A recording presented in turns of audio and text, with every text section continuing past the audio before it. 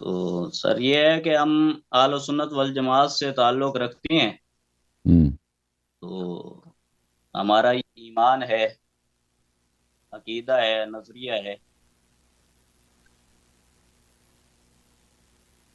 Freeze ہو گیا جی. جی بولیں. جی جی. تو ہمارا اللہ تعالیٰ کی وحدانیت پر، حضور صلی اللہ علیہ وسلم کی ختم نبوت پر، صحابہ اور اہل بیت کے ساتھ ایک محبت ہے، عقیدہ ہے، اور ہمارا یہ ایمان ہے۔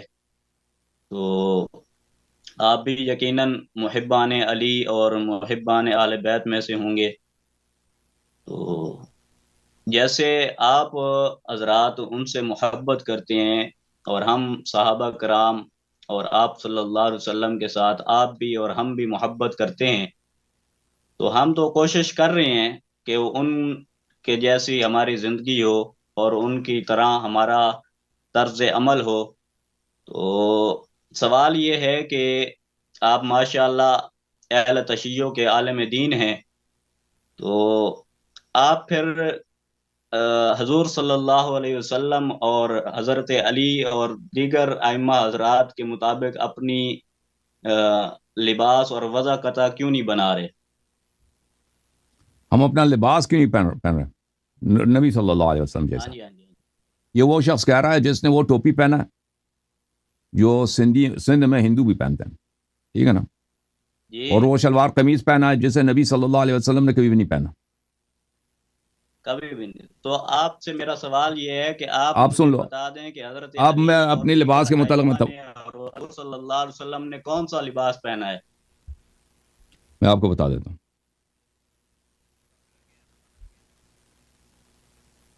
صحیح صحیح.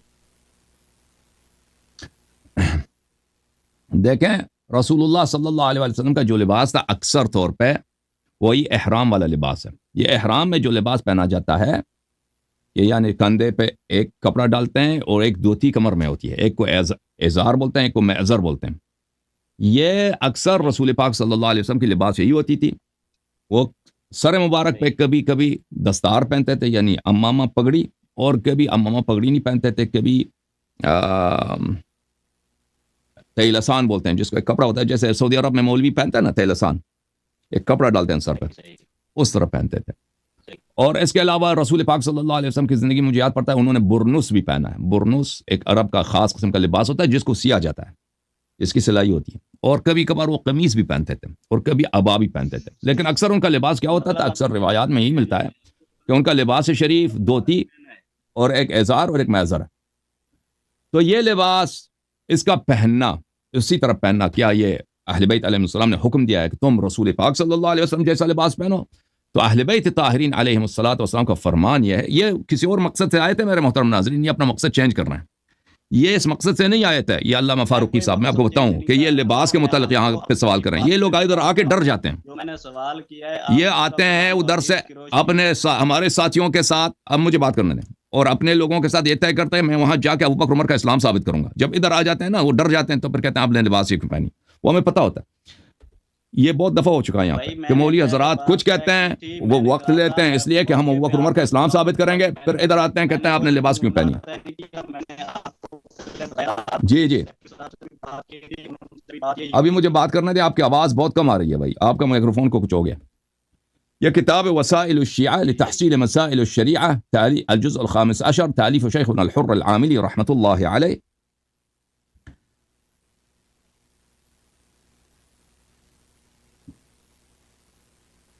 ہاں جی. بلکہ میں آپ کی خدمت میں عرض کروں کہ ایک اور کتاب میں اس سے پہلے دکھا دوں.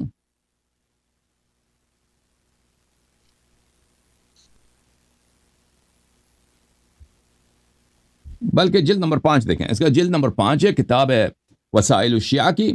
یہاں پر صفحہ نمبر ہے میرے محترم ناظرین، صفحہ نمبر 8 ہے. باب استحباب اظہار النعمہ وکون الانسان فی احسن زی قومہ، کہ انسان جس قوم میں رہتا ہے اس قوم کے بہترین لباس کو پہن لے. یہ اہل بیت علیہ السلام کا دستور اور فرمان ہے. قال ابو عبداللہ علیہ السلام عبید بن زیاد اظہار النعمت احب الى اللہ من صیانتها. اپنے ایک صحابی سے حضرت امام جعفر صادق علیہ السلام نے فرمایا کہ اللہ تعالیٰ کو یہ زیادہ پسند ہے کہ انسان اللہ کی نعمتوں کو ظاہر کر دے، اس بات سے کہ وہ اللہ کی نعمتوں کو محفوظ رکھے، اس کی حفاظت کرے، اس کو بچائے رکھے، اس کو ظاہر کرے، اس کا استفادہ کرے، یہ زیادہ اللہ کو پسند ہے۔ فَإِيَّاكَ أَن تُرَيَّنَّ إِلَّا فِي أَحْسَنِ زَيِّ قَوْمِكَ، اللہ تعالیٰ میں آپ کو حکم دیتا ہوں کہ خبردار تجھے کوئی نہ دیکھے مگر اپنے قوم کے بہترین لباس میں، جو تیرے قوم میں بہترین لباس ہے اس کو پہنا کرو۔ اچھا، اس کے بعد حضرت امام جعفر صادق علیہ السلام فرماتے ہیں خیر لباس کل زمان لباس اہل، ہر زمانے کا بہترین لباس، ہر زمانے کا بہترین لباس نبی کریم صلی اللہ علیہ وسلم کا لباس نہیں ہے، امیر المؤمنین علیہ السلام کا لباس نہیں ہے، بلکہ اس زمانے کے لوگوں کا لباس ہے۔ ہر زمانے میں اس زمانے کے مطابق پہنا کرو۔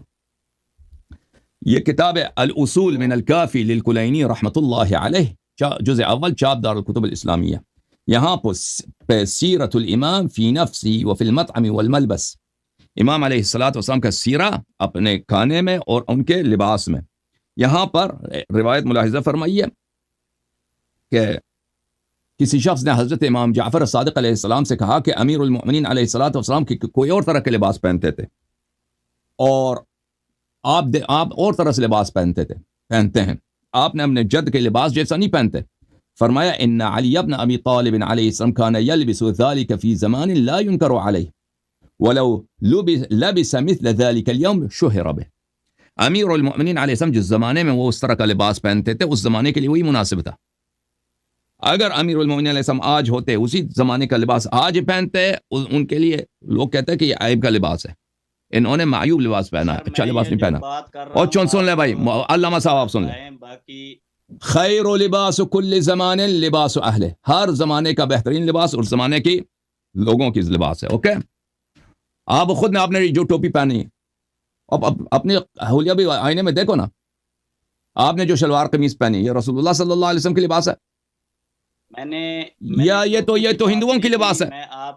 یہ جو لباس ہمارے بھائی انڈیا میں پہنتے ہیں، پاکستان بر صغیر میں پہنتے ہیں، یہ مشترک ہے مسلمانوں میں اور ہندوؤں میں، اور یہ مسلمانوں کی لباس نہیں ہے، مسلمانوں نے ہندوؤں سے لی ہے۔ یہ بات ہے کہ آپ نے خود کہا ہے، خود یہ بات ارشاد فرمائی ہے، آپ نے خود کہا ہے کہ حضور مبارک پسند کرتے تھے، اور میں نے یہ کرتا سلا ہوا پہنا ہوا ہے، آپ کی طرح ٹی شرٹ اور پینٹ نہیں پہنا۔ شلوار کہاں؟ نبی صلی اللہ علیہ وسلم کے حدیث میں کہیں نہیں ہے وہ شلوار پہنتے تھے۔ سوال کر رہا ہوں، شلوار قمیص کا میں پوچھ رہا ہوں، وہ عربی جو قمیص ہے آپ کے قمیص سے بہت مختلف ہے۔ علی اور دیگر ائمہ اور اوکے بھائی صاحب، یا ادھر آ کے نا ٹوپی کا بتائیں نا، آپ اپنی ٹوپی کا بتائیں، وہ بھی سنت ہے آپ کی جو ٹوپی ہے ہندوؤں والی۔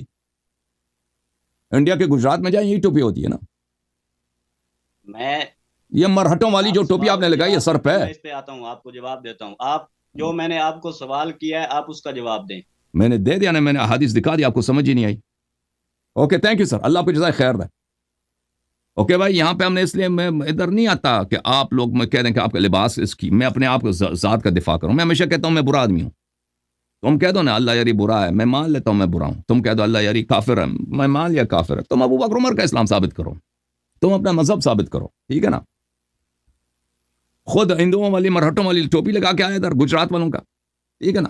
یہ سندھ کے لوگ یہ پہلے زمانے مسلمان تو نہیں ہوتے تھے، سندھی تہذیب یا پنجابی تہذیب اصل میں اسلامی تہذیب تو نہیں، اس کا جڑ اسلام سے پہلے کا ہے۔ آپ لوگوں کا لباس جو یہ میں نہیں کہتا غلط ہے، بالکل غلط نہیں ہے، آپ پہن لیں وہ بالکل جائز ہے، کوئی حرمت نہیں ہے۔ رسول اللہ صلی اللہ علیہ وسلم جب بھی تشریف لائے نا، انہوں نے کوئی نیا لباس نہیں لے کے آئے، جس معاشرے میں وہ رہتے تھے وہی لباس جو ان سے پہلے مشرکین پہنتے تھے وہی لباس وہ پہنتے تھے، لباس انہوں نے چینج نہیں کی کہ بھائی یہ نیا دین ہے تو یہ نیا لباس ہونا چاہیے۔